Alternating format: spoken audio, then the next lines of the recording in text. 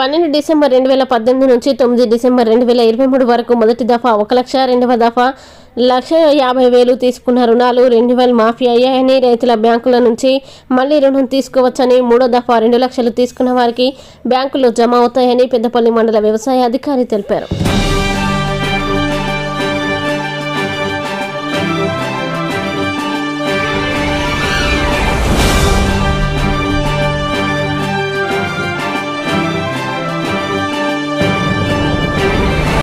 పెద్దపల్లి మండల రైతు సోదరులందరికీ మనకిప్పుడు ప్రాముఖ్యంగా మన ప్రభుత్వం ప్రతిష్టాత్మకంగా చేపట్టి రైతులకు పంట రుణాల మాఫీని చేసింది.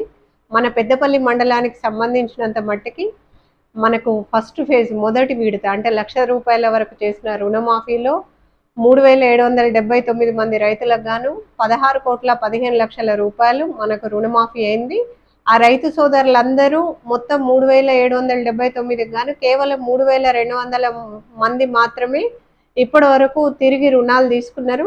మిగిలిన 600 మంది రైతులు బ్యాంకుల దగ్గరికి వెళ్ళి ఎవరి బ్యాంకుకు వారి దగ్గరికి వెళ్ళి కావాల్సిన డాక్యుమెంట్స్ ఏమైతే ఉంటాయో అవన్నీ సమర్పించి తిరిగి రుణాలు పొందాల్సిందిగా రైతు సోదరులందరికీ మళ్ళీ విజ్ఞప్తి చేస్తున్నాను.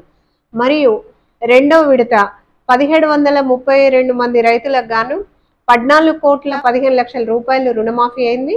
ఈ రుణమాఫీకి గాను రైతు సోదరులందరూ తిరిగి ఇంకా బ్యాంకులకు సరిగ్గా పోలేదు. మొన్న చూస్తే కేవలం 140 మంది రైతులు మాత్రమే పోయినరు. దయచేసి రైతు సోదరులందరూ ఏ బ్యాంకులలోనైతే రుణాలు ఉన్నాయో వాళ్ళు రుణమాఫీ అయిన రైతులందరూ బ్యాంకులకు పోయి రెండో విడత రుణమాఫీ కూడా అంటే 1,50,000 వరకు రెండో విడత రుణమాఫీ అయింది. తిరిగి రుణాలు పొందాల్సిందిగా కోరుచున్నాము.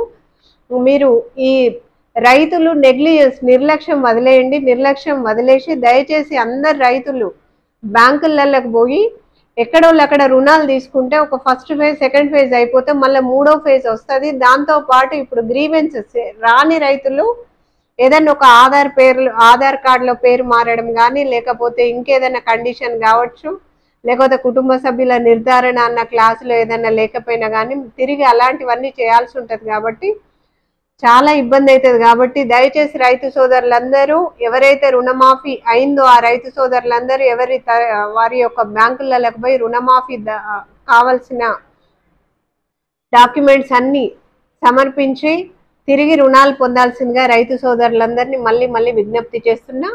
మరియు రాని రైతులు ఏదైనా కారణం అర్హత ఉండి రాని రైతులు ఎవరైనా ఉంటే వారందరికీ ఆగస్టు 15 తర్వాత నుంచి వాటి గ్రీవెన్సెస్ విచారించడానికి మన వ్యవసాయ విస్తీర్ణాధికారులు మన గ్రామాలలో గ్రామ పంచాయతీలలో ఇచ్చేస్తూ ఉంటారు. కాబట్టి దయచేసి రైతు వేదికలలో కూడా చేసి వాళ్ళు విచారించి వాటికి కరెక్ట్ దరఖాస్తులు ఏమైతే ఉంటాయో అవి తీసుకొని తిరిగి మీకు రుణమాఫీ అయ్యేటట్టు చేస్తారు. మరియు ఇంకొక విషయం ఇంపార్టెంట్ విషయం ఏంటంటే గ్రీవెన్సెస్ ఎవరికైతే ఉంటాయో కొంచెం దయచేసి మన ఆఫీస్లో వ్యవసాయ శాఖ కార్యాలయం పెద్దపల్లి మండల్ కానీ వ్యవసాయ విస్తీర్ణాధికారులు రైతు వేదికల దగ్గర కానీ మీ గ్రీవెన్సెస్ యొక్క దరఖాస్తులు రానివారు అర్హత ఉండి రానివారు దరఖాస్తులు సమర్పించాల్సిందిగా కోరుచున్నాం. థ్యాంక్ యూ వెరీ మచ్ అండి.